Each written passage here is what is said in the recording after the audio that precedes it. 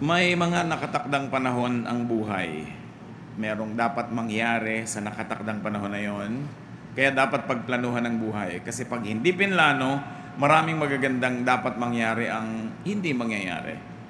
At matatapos na lang yung deadline ng buhay natin, merong mga nasayang na pagkakataon. Pag-aaral natin ngayon, plan to succeed.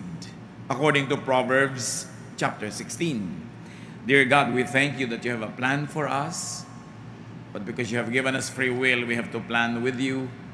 And we have to make our plans in accordance with yours.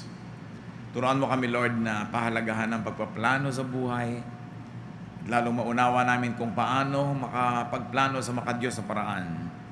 At ngayon, patawarin niyo po kami sa aming mga kasalanan at alisin niyo lahat ng mga sagabal na pwedeng humadlang na para maunawa namin kayo ng lubos. Speak to us in a simple way. But continue, Lord, to enable us to know your will for our lives and continue to enable us, O Lord, to plan correctly so that we may benefit from the life that you have given us. Lord, be our speaker. Speak powerfully, mightily, glorify your name, heal us, empower us, open our eyes. In the name of Jesus, your Son, our Lord, we pray with thanksgiving.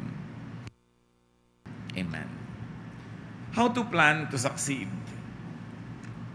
Proverbs 16, we'll be reading from the Contemporary English Version.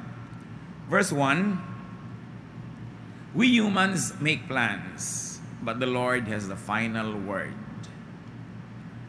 So unang-una, sinabi, may plano tayo dapat. Tayo ang gumagawa ng plano. The assumption is we make plans. We should have a plan. Hindi kung ano na lang mangyari, kung ano na lamang ang kahinatnan na isang araw, na isang linggo, na isang buwan, na isang taon, and before you know it, ng isang lifetime. Sabi nga nila, those who fail to plan, actually plan to fail. Yung walang plano, actually may plano. May plano silang mabigo. So may plano dapat for the month, for the year, for 10 years. Ang mga estudyante may plano para sa isang semestre. Then you plan for a career. What's your plan for your family? Anong plano para sa sarili? At may plano na ba tayo para sa retirement? Kaya marami mga pangangailangan ang biglang dumarating nang hindi natin matugunan, walang kaplano-plano. So ano ang plano nyo para sa inyong buhay? Kung hahati-hatiin ang natitira pang panahon ng ating buhay into 5 or 10-year segments, ano-ano ang gusto nyo mangyari? Siyempre, hindi naman lahat ng plano natin yun ang mangyayari. Pero may plano ka, meron kang sinusunod na direksyon, meron kang goal, which you cut down into achievable objectives, and then to-dos and not to-dos, hanggang nabubuo yung panahon, nakikita mo, nabubuo rin yung plano. Proverbs 16:20, if you know what you're doing, you will prosper. So how do we plan? First of all, know. Be knowledgeable. Bawat alam ng ating isip ay parang isang kasangkapan, isang tool na nagpapadali ng trabaho. Nagbubukas ng pinto, parang susi. Nag-aakyat sa isang mataas, parang elevator. Nagbibigay ng liwanag sa madilim. So know the facts of your life. Know your strengths. Know your weaknesses. And very importantly, know what you want. Ano ba talaga ang gusto mo sa buhay? Lagi marami nagtatanong sa akin, ano po ba ang mahalagang qualities ng isang lalaki o babae para i-consider ko na maging asawa? And I always answer the same way, what can you not live without? Yung talagang hindi ka mabubuhay pag wala yun sa partner mo, dapat makita mo sa kanya. And then dapat alam mo rin what you can live without. Gusto mo lang, but you can live without. So don't have a partner that doesn't have what you cannot live without. Kaya dapat alam mo talaga kung ano yung gusto mo. Marami kahit sa pag-aasawa, hindi napapatama ang pagpili o ang pagpapakasal kasi hindi naman nila alam kung anong gusto nila sa buhay eh. Na-in love lang sila dahil makapalang kilay. Dahil maganda ang boses, dahil text ng text, dahil thoughtful, pero mamaya naghihiwalay, nagkakagalit, o impyerno ang buhay together, o kung hindi man impyerno, boring, pinagtsatsagaan na lang, total mamamatay din tayo pagdating ng araw, tapusin na lang to. Ganun lang ba yun? Minsan ka lang mabuhay. So what do you want? Do you want, halimbawa, to have material success? Then huwag ka mai-inlove sa taong walang ambisyon, kahit gaano kakapal ang kilay. What do you want? Do you want yung mga matatamis na mga sandali araw-araw? So, pwede ng tamad, basta thoughtful. Diba? So, what do you want? It must be clear. At dahil tayo nilikha ng Diyos na unique, meron tayo talagang kanya-kanyang gusto at kanya-kanyang ayaw. So, don't have anybody na meron nung talagang hindi mo pwedeng pagtyagaan na may ugaling ganun. Kahit marami pa siyang qualities na maganda, pero hindi mo pwedeng pagtyagaan yung ganito niyang quality, then have someone else. Or don't have anybody at all. Importante na nasasabi natin yun. No. Very importantly, know yourself.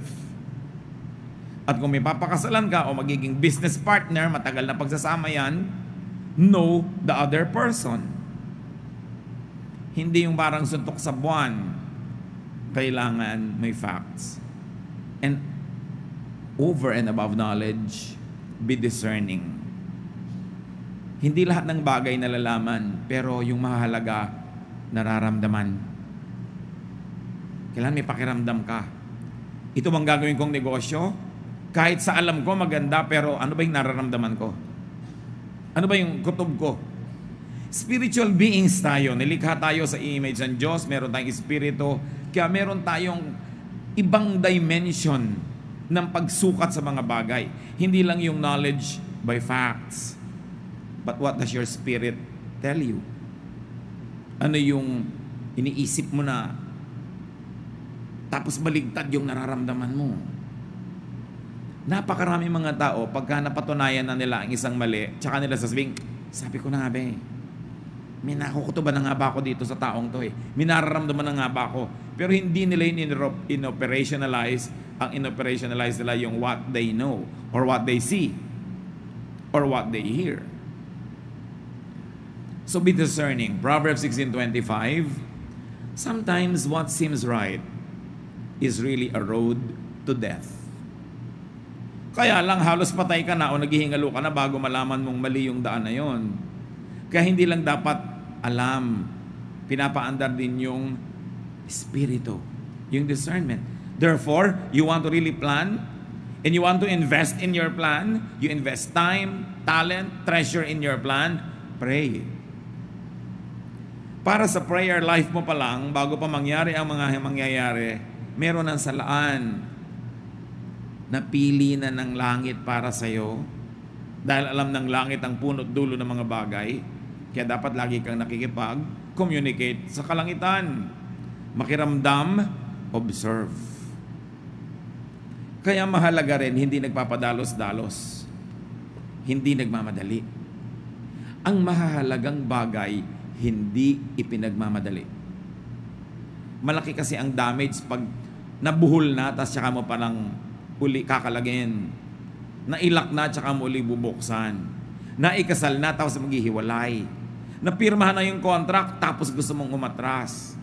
Nag-down ka na agad sa condo na to, sa kotse na to, yung pala ayaw mo, then forfeited na. Yung reservation fee mo, may bayad. Pag laging nagmamadali.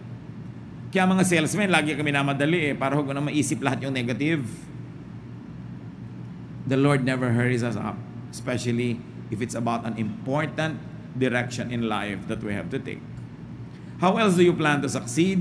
Get God's approval for your plan. Kailangan approve ng Diyos, kailangan kakampay mo ang Diyos sa lahat ng project ng buhay mo, lalo sa malalaki. Check your motives against God's teachings. Anong bang motibo ko? Ano ba ang tayo ng motibo ko doon sa katuroan ng Diyos? You've got to check your motives against God's teachings. Proverbs 16:2, We may think we know what is right, but the Lord is the judge of our motives. So again, check your motives against God's teachings. Know God's word, because how can you check if you don't have a standard by which you will check? So alam mo ang salita ng Diyos, sa ulado mo hanggat maaari, para may pumapasok pa lang na isipin, alam mo na agad ay hindi ganyan ang gusto ng Diyos. Iba ang sinasabi ng Word of God. Psalm 119:11, I have hidden your word in my heart that I might not sin against you. Itinago ko na sa puso ko para pag may papasok sa puso ko, ay may tao na pala. May uupo pa lang doon sa upuan, may nakaupo na, yung salita ng Diyos. So kung hindi niya aaproban, hindi niya aalukin, hindi niya tatanggapin, hindi na pwedeng pumasok. Kasi may tao na, may laman na. Dapat nauuna yung salita ng Diyos. Kasi kumisan, pag nauna yung iba, lalo yung hindi yung kagustuhan ng Diyos, kahit dumating yung salita ng Diyos, nag-aalangan ka kung susundin mo. Meron pa nga tahasang hindi na susunod. Kasi may nauna na. Kaya dapat inuunahan. At yan ang halaga ng pagpapaaral sa mga bata sa Christian schools. Nauna na sa utak nila, nauna na sa puso nila yung Word of God.